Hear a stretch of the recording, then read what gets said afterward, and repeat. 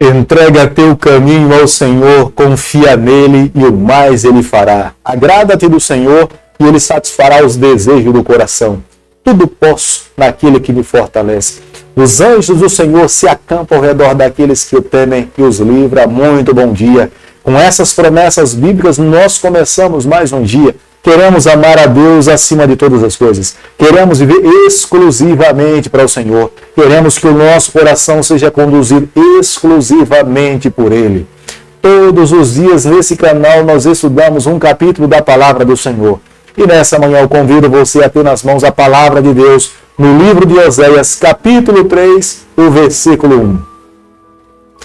Disse-me o Senhor: vai outra vez, ama uma mulher amada de seu amigo e adúltera, como o Senhor ama os filhos de Israel, embora eles olhem para outros deuses e amem bolos de passas. Deus ama o seu povo de uma forma incondicional. Deus usou de diversos meios para alcançar o coração do seu povo. Quando nós olhamos para o capítulo 3, nós podemos observar que Deus envia essas mensagens para o seu povo antes que eles fossem para o cativeiro babilônico. Eles não deveriam ter passado por tamanho sofrimento, tamanha vergonha. Se eles tivessem reconhecido o amor de Deus, eles teriam se voltado para Deus e entregue as suas vidas nas mãos do Senhor. Mas eles menosprezaram as orientações e o amor de Deus para com eles é a razão pela qual eles passaram por tamanho sofrimento dentro do cativeiro babilônico. O profeta Oséias deveria ser um sermão vivo. Ele deveria casar-se com uma prostituta. Ele deveria casar com uma mulher que estava acostumada a vender o seu corpo. Vivendo dessa forma, Oséias seria um sermão para uma nação que estava vivendo em prostituição, adorando ao Deus Baal e a outros deuses, adorado pelo povo que morava na terra de Canaã. Deus já tinha advertido ao seu povo para não se envolverem com esse tipo de prática idólatra, mas eles não davam ouvido à voz do Senhor e estavam dispostos a seguir o seu próprio caminho. O verdadeiro amor, ele é livre. Deus nos ama dessa forma. Deus nos ama de uma forma incondicional, mas Deus nos dá toda a liberdade para que nós possamos fazer as nossas escolhas. Se Deus nos amasse, mas se Ele nos obrigasse, o seu amor para conosco perdia completamente a sua eficácia. Mas é completamente diferente o amor de Deus. Ele nos ama de uma forma incondicional, mas Ele nos dá plena liberdade para que nós possamos decidir, escolher o caminho que nós queremos seguir. Aqueles que respondem ao amor de Deus, eles são o alvo das bênçãos do Senhor. Aqueles que menosprezam o amor do nosso Deus, Ele continua amando, mas em algum momento Ele não derrama todas as suas bênçãos para que não haja uma confusão dentro do nosso coração, imaginando que outros deuses são tão grandiosos quanto o nosso Deus. Como nós podemos observar no versículo 1, mais uma vez Deus pede para o profeta Oséias voltar à mesma mulher que tinha lhe trazido muito sofrimento, a Gomer. Embora ela tivesse lhe traído, se envolvido com outros homens e tivesse tido filhos com outros homens, Deus estava pedindo para que o profeta Oséias se casasse mais uma vez com ela, voltasse ao mesmo nível de relacionamento. Isto era um sermão vivo para os israelitas. Deus estava dizendo, da mesma forma como Oséias se voltou a se casar com uma prostituta, eu estou disposto a me casar com vocês, abençoar vocês, estar ao lado de vocês. Mas essa profecia é condicional. Para que isso aconteça, é necessário que vocês abram o coração, me ouçam, me recebam, confessem os seus pecados e vivam uma nova vida ao meu lado. Como nós podemos fazer uma leitura na última parte do versículo do capítulo 3, nós podemos observar que há uma referência a bolos e passas. Deus estava falando nessa linguagem, mas era uma expressão negativa, porque os deuses pagãos da terra dos cananeus, eles eram adorados com essas práticas, com bolos e com passas. Deus não queria ser adorado dessa forma. Oséias capítulo 3, o versículo 2, a Bíblia diz o seguinte: comprei-a, pois, para mim por 15 peças de prata e 1 homem e meio de cevada.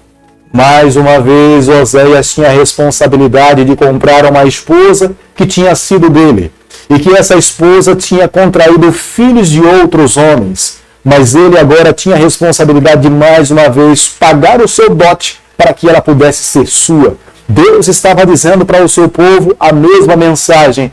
eu estou pagando um dote para adquirir vocês para mim. Eu amo vocês, quero viver ao lado de vocês. O preço que Oséias estava pagando por Gomer era um preço que era pago por um escravo comum. Não era um escravo hábil, não era um escravo forte, mas um escravo mediano daquela época. Os comentaristas bíblicos acreditam que Gomer, pelo fato de estar vivendo sozinha, ela não teria como se manter, nem muito menos manter os seus filhos. Ela teve que se vender para um homem, ou então em busca de alimento para sustentar a ela e os seus filhos, ela adquiriu uma dívida muito alta. Mas para que Oséias, mais uma vez, pudesse tê-la de volta, ele teve que pagar 15 peças de prata. Como nós podemos ver no versículo 3, Deus estava disposto a receber a nação de Israel de volta, como sendo a sua esposa.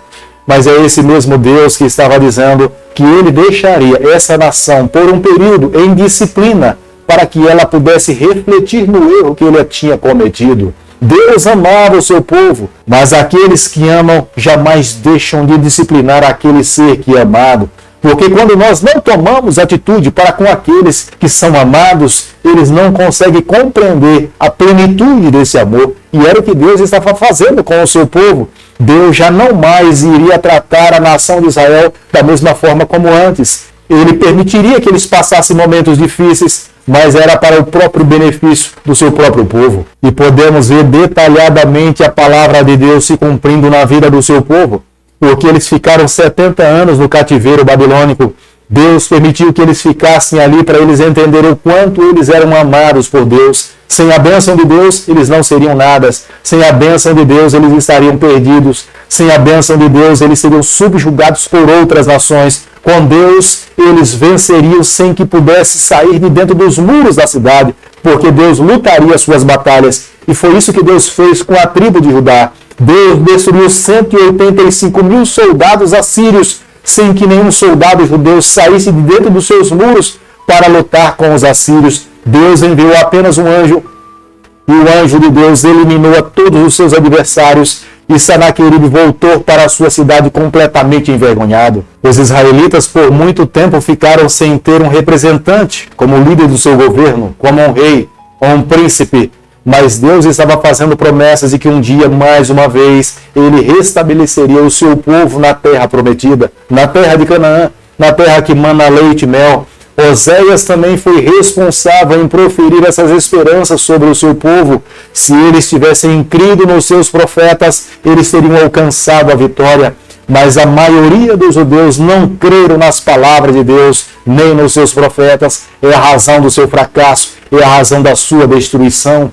Hoje Deus também espera que o seu povo creia nas palavras dos profetas, na palavra de Deus. Crendo nos profetas, nos homens de Deus, eles terão sabedoria para enfrentar os dias difíceis, alcançar a vitória e viver ao lado do seu Deus. Deus estava pedindo para que o profeta amasse uma prostituta, uma mulher que não tinha valor, uma mulher que vendia o seu corpo, mas o profeta Oséias deveria amar uma mulher com tremendas dificuldades espirituais e de caráter. Era o que Deus estava dizendo para o seu povo: eu estou disposto a amar a vocês. Mas nós compreendemos que quando Deus nos ama, Ele espera que também nesse nível de amor haja mudança no nosso coração, haja mudança na nossa vida. Somos o alvo do amor de Deus, mas Deus espera que por sermos amados por Ele, a nossa vida também seja completamente transformada pelo seu poder. As mulheres adúlteras daquela época, elas deveriam morrer, elas deveriam ser apedrejadas. Mas Deus, nesse momento, estava derramando a sua graça sobre a nação de Israel.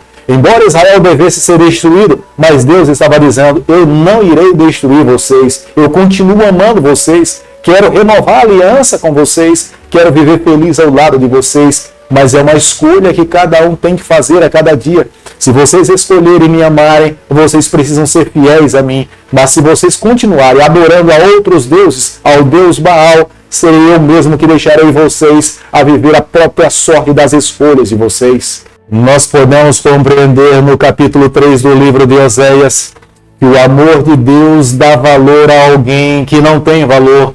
Deus amou uma prostituta, Deus amou uma nação infiel, Deus amou a mim, Deus amou a você. Deus continua a nos amar até hoje. É por isso que Jesus Cristo veio aqui a essa terra, morreu morte de cruz. Mas amigo, É através das nossas ações, é através das nossas escolhas, é como nós conduzimos a nossa vida, que nós respondemos a esse amor de Deus. Se nós buscamos amar a Deus, se nós buscamos viver uma vida transformada, se nós estamos completamente convertidos, se nós vivemos exclusivamente para o céu irá abrir os seus braços, continuará com os seus braços abertos para nos abraçar. Mas se nós vivermos mais para essa terra e menos para o céu, nós estaremos fazendo escolhas que não são escolhas apenas para essa terra, mas são escolhas que irão definir completamente a nossa eternidade. Aqueles que escolhem andar ao lado de Deus terão vida eterna, mas aqueles que escolhem viver para essa terra terão vida limitada e não viverão para sempre ao lado do seu Deus. Querido Pai, nessa manhã nós escolhemos viver exclusivamente para Ti. Entregamos em Tuas mãos o nosso coração. Perdoa os nossos pecados. Nos dê a graça de um dia estarmos com o Senhor por toda a eternidade. É o nosso pedido, é a nossa oração que nós fazemos em nome de Jesus. Que o Senhor te abençoe e te guarde. Que Ele faça resplandecer o seu rosto sobre você. Que Ele tenha misericórdia de você. E sobre você nessa manhã Ele levante seu rosto e conceda a sua paz em nome de Jesus. Amém.